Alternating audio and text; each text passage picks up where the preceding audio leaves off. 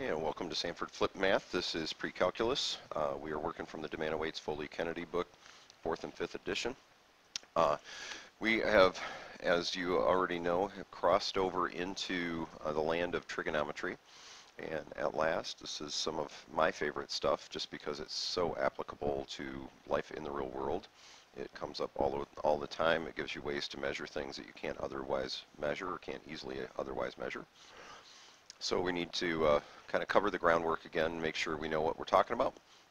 And I know it looks overwhelming seeing everything up there all at once, but that's kind of what we're going to be working with for the next few days and to some extent for the next couple months. So this is foundational.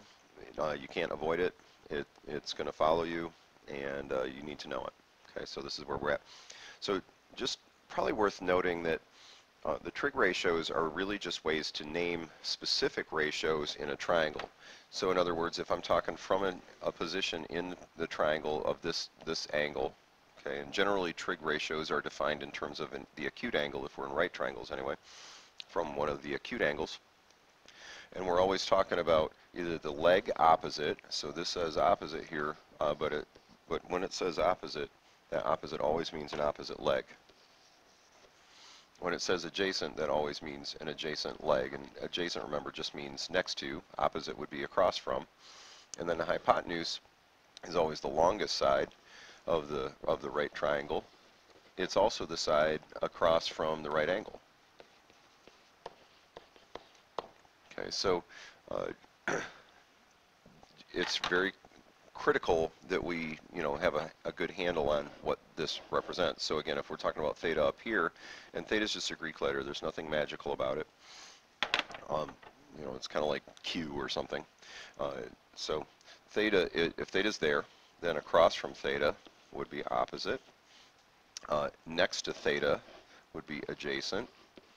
Now, don't get that confused with this, because this is next to theta also, but again, it's the hypotenuse. The hypotenuse is never opposite or adjacent, and even when we have something tricky like trying to find sine of a right angle, it's still not going to be. We have to do something creative to make that work. Okay, so hypotenuse is all its own thing, and the rest is the rest are legs. Okay, all right. So these are kind of your main three, the ones that you learn in geometry. And they're the heart of the whole thing. And then typically what people do is focus on those three, and then they learn the others as reciprocals of those. Okay, so sine is opposite over hypotenuse, and there are some mnemonics out there to remember this stuff. Okay, so sine is opposite over hypotenuse. Cosine is adjacent over hypotenuse. Cosine is adjacent over hypotenuse. And tangent is opposite over adjacent. So there are all kinds of descriptors and ways to remember this. Lots of people just talk about SOHCAHTOA. The only trick with SOHCAHTOA is you have to know how to spell SOHCAHTOA, because it's so, S-O-H, Ka, C-A-H-T-O-A. You could say SOHCAHTOA, I suppose. Like if your foot's sore, you might soak your toe. And there are other different combinations, other mnemonics, memory devices to remember this. This works. You could make sentences up. I know I have a colleague that says, the old aunt sat on her coat and hat. Different order for which ratios comes first, but some people just do better remembering a sentence. So you just picture your old aunt sitting on her coat and hat. So that is a great way to remember this. Sometimes a sentence is a better way to go, just because, like, please excuse my dear Aunt Sally. I mean, we're familiar with that one. Okay, so thank you, Edna Vasquez, for the old aunt who sat on her coat and hat. The old aunt sat on her coat and hat. Just going to make a quick little connection here. Not sure why. I know it has to do with the geometry of the situation, and this really has roots with a circle. But sine and cosecant are reciprocals of each other. So sine and cosecant are reciprocals of each other. Okay, so opposite over hypotenuse, hypotenuse over opposite. cosine and secant are reciprocals, and I find this very frustrating because I know people want to match up the cos. They want to put co with cosecant and sine with secant, but that is not it. Okay, and tangent does go with cotangent, fortunately. So the cotangent is the reciprocal of tangent. There are other relationships besides just these reciprocals that we'll talk about in Chapter 5, but right now just focus on the issues of reciprocals. So sine and cosecant are reciprocals, and that's how you find it. Cosine and secant are reciprocals, tangent and cotangent reciprocals. Okay, so we're going to do some examples of what to do with this, and we'll go from there. Okay. All right, so notice I put a little tiny mini version over here just for reference, and feel free to refer back earlier in the video anytime you want, obviously. Okay. All right, so let's look at fairly basic triangle, and let's say this is 5, this is 12, this is 13, and I'm going to put my little theta here. Okay, now what we're going to do is we're going to find the values of all 6 trig functions.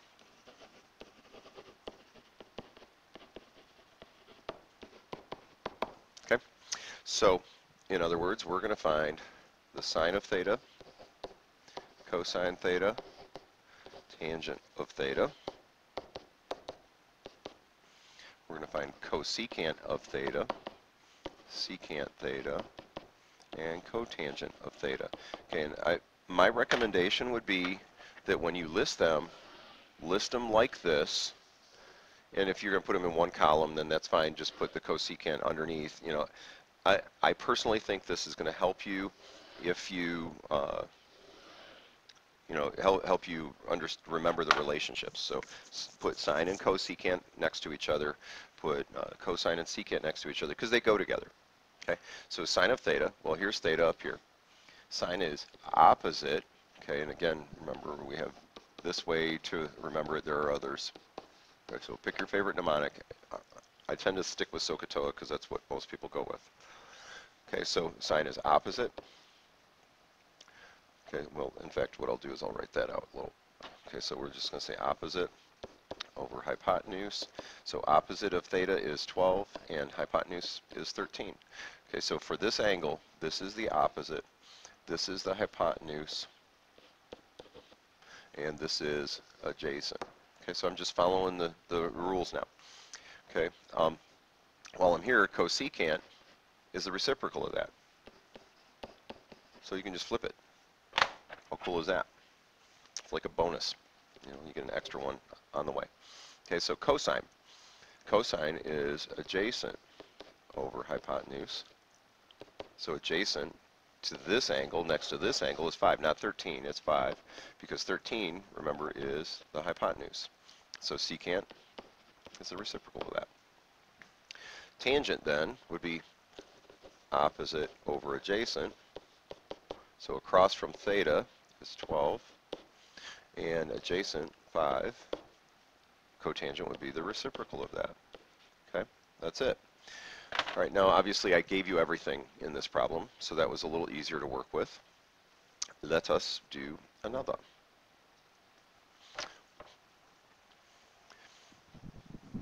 Okay, so here's another example, and notice where theta is. Notice we have a 5 and a 10, and I don't have this other side. And again, we're going to find all 6. Okay, so sine, cosine, tangent, and again, I'm going to put cosecant, secant, and cotangent. Okay, while I'm writing this, let me make a big stink out of a little issue here. You have to write something here.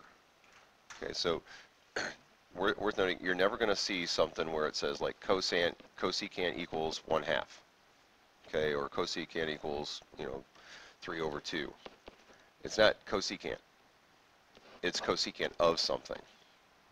So cosecant of theta, or cosecant of 30 degrees, or cosecant of A, or cosecant of X, but it's got to be of something. Okay, you can't just have it sitting there.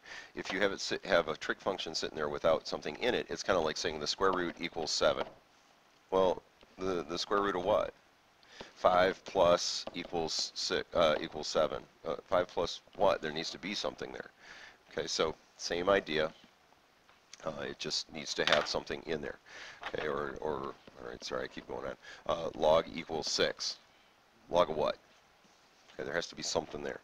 Okay, all right, so sine of theta would be, now this is opposite, this is adjacent, and this is hypotenuse.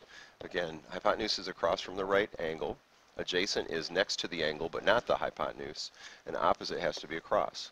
Well, we have a little bit of a problem here. There's nothing on that opposite side, so I'm going to have a hard time doing opposite over hypotenuse. I know the over 10, that's not a problem. I could even do the cosine is adjacent.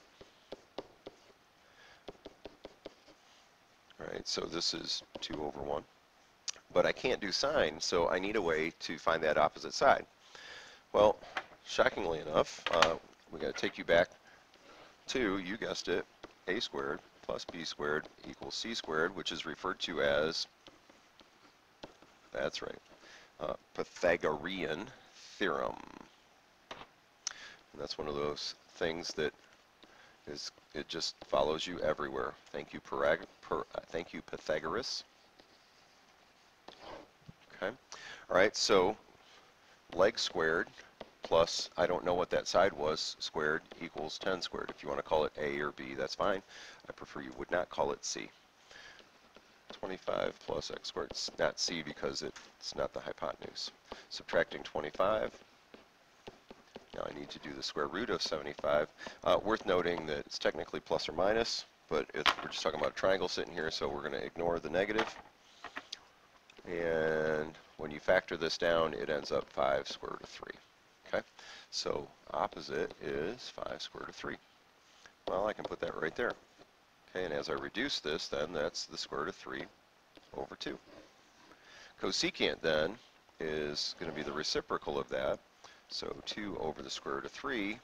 And you may recall that we don't prefer square roots left in the bottom. So this is 2 root 3 over 3. Okay, remember you can replay that. I know that went kind of quickly, but you can replay it as many times as you want. Back it up. Hear me say it all again. Okay, tangent, last one. Tangent, cotangent, opposite over adjacent. So 5 root 3 over 5. I can reduce that to just square root of 3.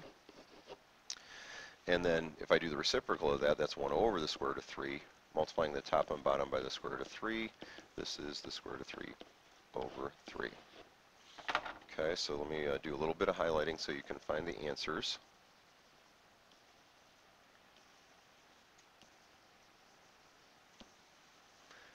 Okay, there you go. And a quick little note that this is the hypotenuse.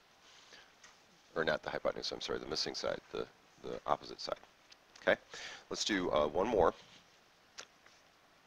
Okay, and we're going to start out with different information. Okay, so this time I'm going to tell you that the sine of angle A is 3, no, I don't want 3/5, sorry, that's too easy. Let's do 3/7. Okay, and what I want is, I want all 6 trig values. Okay, so again, I want sine, which I'm telling you. I want cosine, I want tangent, and their reciprocals. Okay, so this time I'm calling the angle by the letter A, and that's fine too. It can be a number, it can be a letter. Well, here's the problem. Where's the triangle? I guess we're going to have to draw one. Okay. All right, so let's just draw a little right triangle here, and angle A just can't be the right angle, so I'm going to put it there. That's a pretty standard place to put things. And then I'm going to label the triangle based on the sine ratio. Well, sine is opposite over hypotenuse. Okay, again, so toa, if you prefer, or if you'll say it on her coat and hat or whatever. Okay, so opposite of angle A, way over here, this has to be 3. Hypotenuse has to be 7. I'm going to call that x because I don't know it. So again, Pythagorean theorem. Okay, so x squared plus 3 squared. These have to be the legs. Remember, the hypotenuse is the side over by itself. Okay, so x squared plus 9 equals 49. So x is plus or minus, so positive or negative, so it's going to be 2 square root of 10. Okay, so again, we're going to call this 2 root 10. Okay, now I know everything I need to know. I can start writing trig ratios. Okay, well, cosecant I can do already. It's just the reciprocal of 3/7, so 7 over 3. Cosine is adjacent over hypotenuse, and then secant would be its reciprocal. Okay, so 7 over 2 root 10. Again, I can't have that square root in the bottom, so I'm going to multiply the top and bottom by the square root. So 7 root 10 over 10 times 10 is 100. Square root of 100 is back to 10. This is going to be 20. Okay, and then tangent is opposite over adjacent. So opposite of angle A, we already said, is 3. Adjacent would be 2 root 10. So again, I have to multiply the top and bottom by the square root of 10. Now, when we go to cotangent, I'm going to recommend that we flip this one, because that'll flip the square root back to the top. So 2 root 10 over 3. Okay, all right. Now, I said I had one more problem to do, and that's true, but I do have to talk about calculator issues for just a second. And sorry, I didn't mean to do the bait and switch on you. Okay, so here we go. Just want to kind of make a note. If you want to type, if you know an angle, or if you want to know an angle, you can do typing in your calculator and actually get the values for the trig functions. Now, here's the issue. You have to be really, really conscious of units. So for instance, if I'm going to do the cosine of 30 degrees, I need to be in degree mode. Well, your calculator comes out of the box in radian mode. Okay, so let me go down to, so notice the radian's flashing. If I want degrees, I have to get degrees flashing and then hit enter so the degrees is highlighted. So second, quit. So now I can type it in pretty much like I see it. So cosine of 30, okay, should be 0.866. Yep, there it is, because it comes from square root of 3 over 2. We'll talk more about that next time. Okay, all right, so again, if you're going to do degrees, then you need to be in degree mode. Okay, well, what if instead I want to do the cosine of pi over 6? Well, if I'm going to do that in the calculator, I need to be in radian mode, because that's in radians. Again, how do I know it's in radians? Because it doesn't say degrees. Okay, so then I would type the cosine of pi. Oh, that was amazing. I didn't really even do that on purpose. Oh, there we go. Pi. I think that did an exponent. Let me. Oh, I know what happened. It missed the. Let's try it again. Cosine of second pi. It missed the second key, and so it did an exponent over 6. All right, there we go. Enter. Now, you might find it surprising that I got the same answer, but it really shouldn't be surprising, because pi over 6 and 30 degrees are equal to each other. They're the same thing. Okay? So you need, from here on out, you need to be very, very conscious of what mode you're in, because that makes a huge difference on how things turn out. Okay, so please, please, please be conscious of that. Okay, one last thing about this, and then we'll be done. What if it instead, let's say I knew that the cosine of some angle was equal to 1/2, and let's say I wanted to know the angle. Okay, well, you can actually do inverse cosine and get the theta by itself. So inverse cosine of 1/2. Well, so you type it into your calculator. Notice right above the cosine key is inverse cosine. Okay, so let me get some of this out of the way. Okay, so I'm going to do second cosine of 1/2. Okay, so it says 1.047. So that means the cosine of 1.047 would equal 1/2. We just found the angle, so theta is the 1.047. Now, is that radians or degrees? Well, looks to me like it's radians. Okay, so you need to pay attention to what mode you're in. Okay, so let's do it one more time. We're going to do the same inverse cosine, only I'm going to switch it to degrees. Okay, so if I do inverse cosine of 1/2, it says 60 degrees. Okay, so inverse cosine of 1/2, 60 degrees. Inverse cosine of 1/2, 1.047. Now, Mr. Sanford, I thought you said that 60 degrees was the same thing as pi over 3 radians. It is. And if I do pi divided by 3 just to see what that is, that's that same 1.047. Okay? All right, so if you want the angle from your calculator, then you're going to do inverse. Okay? So, a couple quick calculator notes. Mode. It's huge, especially if you're in chemistry or physics and using the calculator. Be conscious of what mode you're in. Okay? Other issue, if you want the angle from a trig function, you have to do second and whatever that trig button is. Okay? Because you're doing whatever that trig function is, you're doing the inverse of it.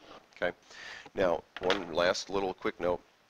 The mode only matters if you're using a trig button. If you're touching a sine button, cosine button, or tangent button, or their inverses, that's when the mode for degrees or radians is important. If you're not, it doesn't matter. If you're doing 3 plus 7, nobody cares what mode you're in for your trig functions. So, all right, thank you much. Thanks for watching. SanfordFlipMath, we're out.